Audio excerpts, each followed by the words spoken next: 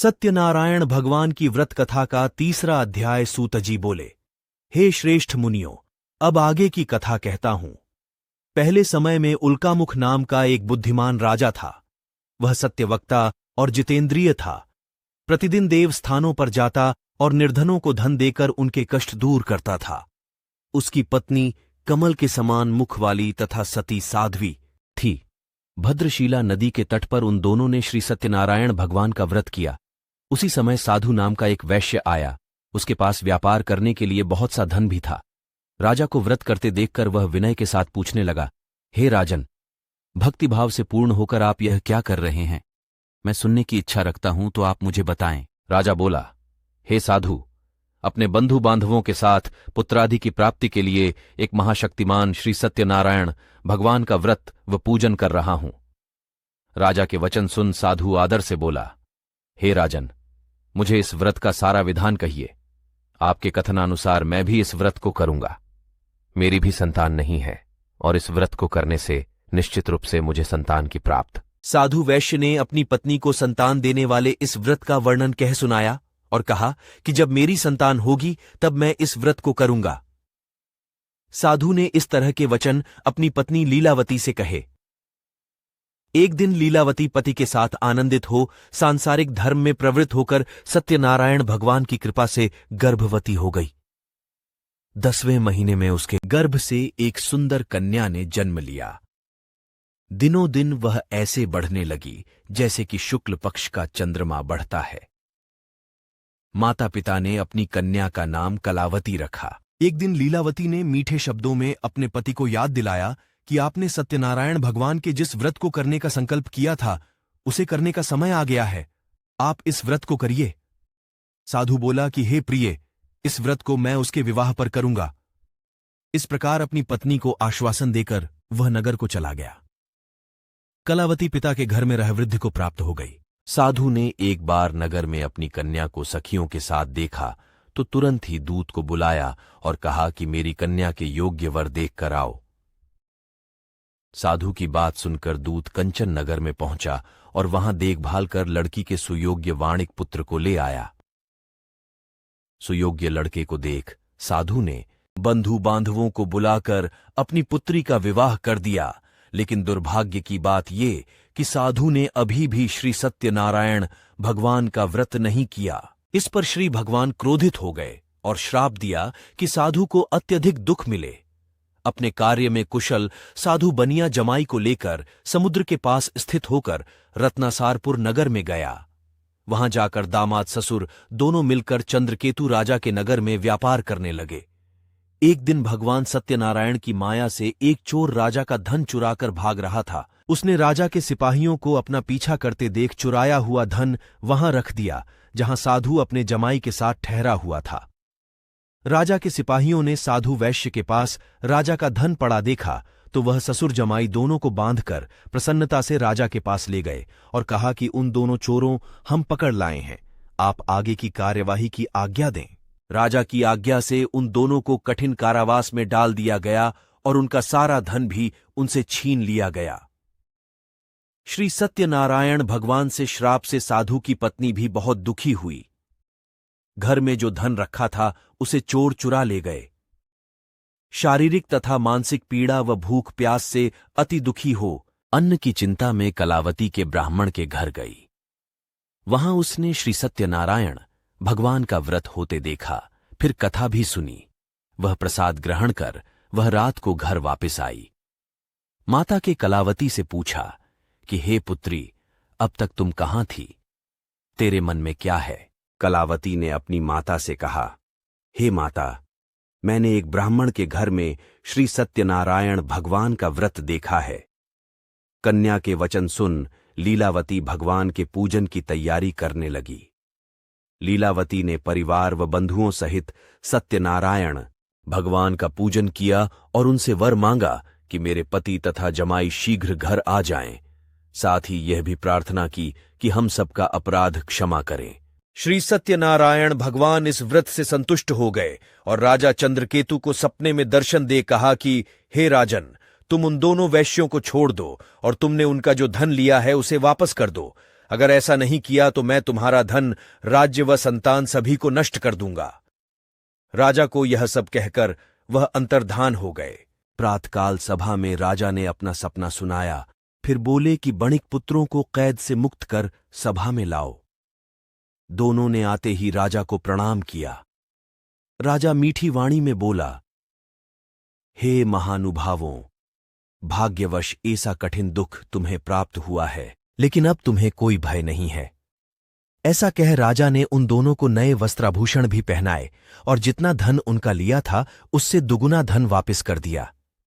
दोनों वैश्य अपने घर को चल दिए। श्री सत्यनारायण व्रत कथा का 3रा अध्याय। संपूर्ण साबा बोलिए श्री सत्यनारायण भगवान की जय।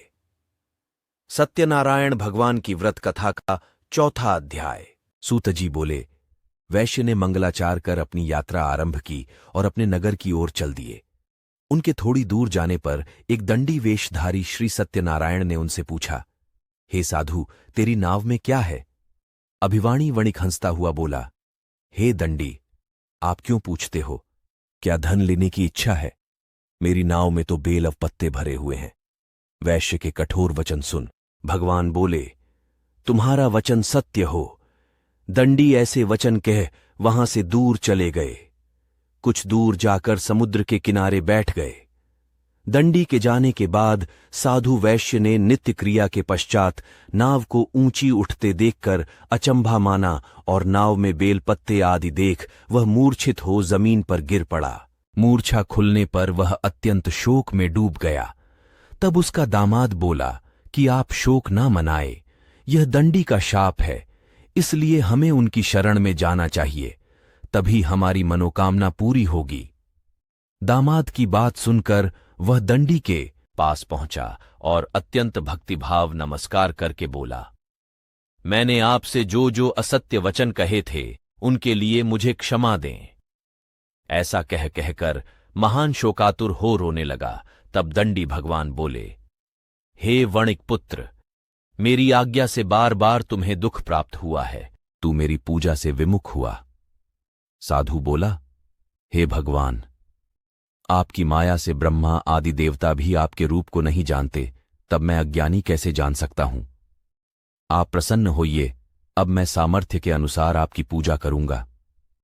मेरी रक्षा करो और पहले के समान नौका में धन भर दो। साधु वैश्य के भक्तिपूर्वक वचन सुनकर भगवान प्रसन्न हो गए और उसकी इच्छानुसार वरदान देकर अंतर्धान हो गए। ससुर जमाई जब नाव पर आए तो नाव धन से भरी हुई थी। फिर वहीं अपने अन्य साथियों के साथ सत्यनारायण भगवान का पूजन कर अपने नगर को चल दिए। जब नगर के नजदीक पहुंचे तो दूत को घर पर खबर करने के लिए भेज दिया। दूत साधु की पत्नी को प्रणाम कर कहता है कि मालिक अपने दामाद सहित नगर के निकट आ गए हैं। दूत की बात सुन साधु की पत्नी लीलावती ने बड़े हर्ष के साथ सत्यनारायण भगवान का पूजन कर अपनी पुत्री कलावती से कहा कि मैं अपने पति के दर्शन को जाती हूं, तू कार्य पूर्ण कर, शीघ्र आ जा। माता के ऐसे वचन सुन कलावती जल्दी में प्रसाद छोड़ अपने पति के पास चली गई। प्रसाद की अवज्ञा के कारण श्री सत्यनारायण भगवान रुष्ट हो गए और नाव सहित उसके पति को पानी में डुबो दिया। कलावती अपने पति को वहां ना पाकर रोती हुई जमीन पर गिर गई। नौका को डूबा हुआ देख व कन्या को रोता देख साधु दुखी होकर बोला कि हे प्रभु, मुझसे तथा मेरे परिवार से जो भूल हुई है उसे क्षमा करें। साधु के दीन वचन सुनकर श्री सत्यनारायण भगवान प्रसन्न हो गए और आकाशवाणी हुई, हे साधु, तेरी कन्या मेरे प्रसाद को छोड़कर आई है, इसलिए उसका पति अदृश्य हो गया है। यदि वह घर जाकर प्रसाद खाकर लौटती है तो इसे इसका पति अवश्य मिलेगा। ऐसी आकाशवाणी सुन कलावती घर पहुंचकर प्रसाद खाती है और फिर आकर अपने पति के दर्शन करती है। उसके बाद साधु अपने बंधु बांधवों सहित श्री सत्यनारायण भगवान का विधि विधान से पूजन करता है। इस लोक का सुख भोग वह अंत में स्वर्ग जाता है। श्री सत्यनारायण व्रत कथा का 4था अध्याय। संपूर्ण औबी फाल्ग। बोलिए श्री सत्यनारायण भगवान की जय। सत्यनारायण भगवान की व्रत कथा का 5वां अध्याय। सूत जी बोले, हे ऋषियों, मैं और भी एक कथा सुनाता हूं, उसे भी ध्यानपूर्वक सुनो। प्रजापालन में लीन तुंगध्वज नाम का एक राजा था। उसने भी भगवान का प्रसाद त्याग कर बहुत ही दुखसाण किया। एक बार वन में जाकर वन्य पशुओं को मारकर वह बड़ के पेड़ के नीचे आया। वहां उसने ग्वालों को भक्ति भाव से अपने बंधुओं सहित सत्यनारायण भगवान का पूजन करते देखा। अभिमानवश राजा ने उन्हें देखकर भी पूजा स्थान में नहीं गया और ना ही उसने भगवान को नमस्कार किया। ग्वालों ने राजा को प्रसाद दिया, लेकिन उसने वह प्रसाद नहीं खाया और प्रसाद को वहीं छोड़ वह अपने नगर को चला गया। सत्यनारायण भगवान की व्रत कथा का 5वां अध्याय। सूत जी बोले, हे ऋषियों, मैं और भी एक कथा सुनाता हूं, उसे भी ध्यानपूर्वक सुनो। प्रजापालन में लीन तुंगध्वज नाम का एक राजा था। उसने भी भगवान का प्रसाद त्याग कर बहुत ही दुखसाण किया। एक बार वन में जाकर वन्य पशुओं को मारकर वह बड़ के पेड़ के नीचे आया। वहां उसने ग्वालों को भक्ति भाव से अपने बंधुओं सहित सत्यनारायण भगवान का पूजन करते देखा।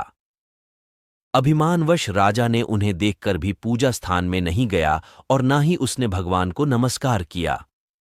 ग्वालों ने राजा को प्रसाद दिया, लेकिन उसने वह प्रसाद नहीं खाया और प्रसाद को वहीं छोड़ वह अपने नगर को चला गया। जब वह नगर में पहुंचा तो वहां सब कुछ तहस नहस हुआ पाया तो वह शीघ्र ही समझ गया कि यह सब भगवान ने ही किया है। वह दोबारा ग्वालों के पास पहुंचा और विधिपूर्वक पूजा करके प्रसाद खाया तो श्री सत्यनारायण भगवान की कृपा से सब कुछ पहले जैसा हो गया। दीर्घकाल तक सुख भोगने के बाद मरणोपरांत उसे स्वर्गलोक की प्राप्ति हुई। जो मनुष्य परम दुर्लभ इस व्रत को करेगा तो भगवान सत्यनारायण की अनुकंपा से उसे धन धान्य की प्राप्ति होगी। निर्धन धनी हो जाता है और भयमुक्त हो जीवन जीता है। संतानहीन मनुष्य को संतान सुख मिलता है और सारे मनोरथ पूर्ण होने पर मानव अंतकाल में बैकुंठ धाम को जाता है। सूत जी बोले, जिन्होंने पहले इस व्रत को किया है, अब उनके दूसरे जन्म की कथा कहता हूं। वृद्ध शतानंद ब्राह्मण ने सुदामा का जन्म लेकर मोक्ष की प्राप्ति की। लकड़हारे ने अगले जन्म में निषाद बनकर मोक्ष प्राप्त किया। उल्कामुख नाम का राजा दशरथ होकर बैकुंठ को गए। साधु नाम के वैश्य ने मोरध्वज बनकर अपने पुत्र को आर्य से चीरकर मोक्ष पाया। महाराज तुंगध्वज ने स्वयंभू होकर भगवान में भक्तियुक्त हो कर्म कर मोक्ष पाया। श्री सत्यनारायण व्रत कथा का 5वां अध्याय संपूर्ण बेतास। बोलिए श्री सत्यनारायण भगवान की जय।